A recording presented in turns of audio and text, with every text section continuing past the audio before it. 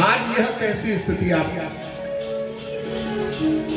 आपके रहते हुए ऐसी स्थिति हमारी हो रही है। सदैव प्रत्येक परिस्थिति में आपके द्वारा दिया गया आदेश हमारे लिए पूरा विश्वासपूर्ण अनुकरणीय रहा है। आपके विश्वास में ही हमने इंद्र की पूजा नहीं की, गोवर्धन की पूजा करो आप नहीं कहा तो हमने कर दिया। लेकिन आज जब इंद्र की पूजा बंद हो गई और इंद्र ने क्रोध बरसाना प्रारंभ किया है, तब उस समय आप नहीं दिख रहे हैं। भगवान अंदर ही विराजमान थे कि अब देखे जरा, ये भी धैर्य की परीक्षा है।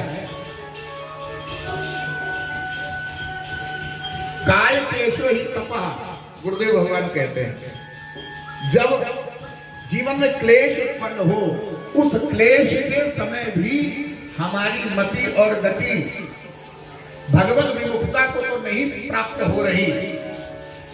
यह परीक्षा की घड़ी है, वही तपस्या की घड़ी है। गोस्वामी तुलसीदास जी कहते हैं आपत्ति काल परखिए चारी, आपत्ति काल परखिए चारी, आपत्ति काल परखिए चारी, आपत्ति काल परखिए चारी, धीरज धर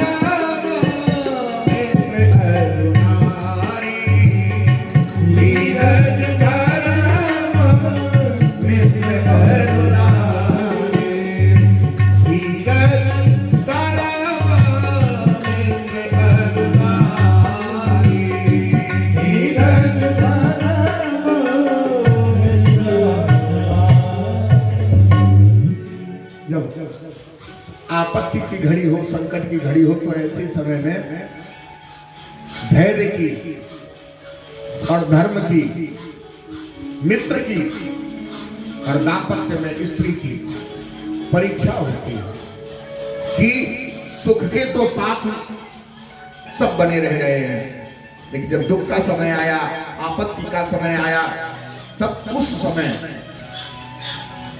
हमारे अंदर कितना धैर्य है उस स्थिति में भी साथ देने हैं।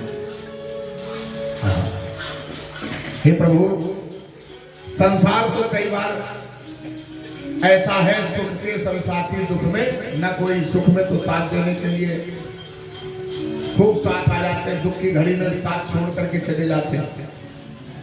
लेकिन क्या प्रभु आप भी ऐसे ही हैं? जब सुख था, जब हम लोग गिरिराज की पूजा कर रहे थे, आनंद में थे, तब तो आप साथ में थे, और अभी आप कहां छिप गए हैं? हे प्रभु, हम इस बात की शिकायत आपसे बिल्कुल नहीं कर रहे हैं कि आपने सुख के स्थान में दुख क्यों दे दिया, इस बात की शिकायत नहीं है। अरे सुख और दुख तो जीवन रूपी झूले के वो दो पहलू हैं, कभी झूला आगे जाता है, कभी पीछे जाता है। कभी जीवन में प्रकाश रहता है दिन के रूप में, कभी जीवन में अंधकार रहता है रात के रूप में। दिन रात झूले का आगे और पीछे जाना ये तो चलता रहता है। लेकिन प्रभु, चाहे परिस्थिति अनुकूल हो या प्रतिकूल हो, हमें प्रत्येक परिस्थिति में आपका साथ अभीष्ट है। हम सुख में होते हैं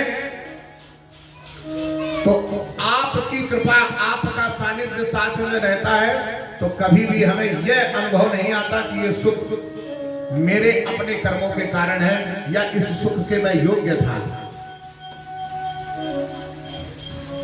सदैव यह अनुभूति बनी रहती है कि ये प्रभु की कृपा है, कृपा के कारण सुख है। मेरा तन बल, जन बल, बुद्धि बल, तपोबल, मनोबल, इन समस्त बलों का कोई लेना देना नहीं है, सब प्रभु की कृपा बल का ही फल है। यह भाव बना रहता है। और यदि कभी दुख आ गया तो फिर दुख में मन घबरा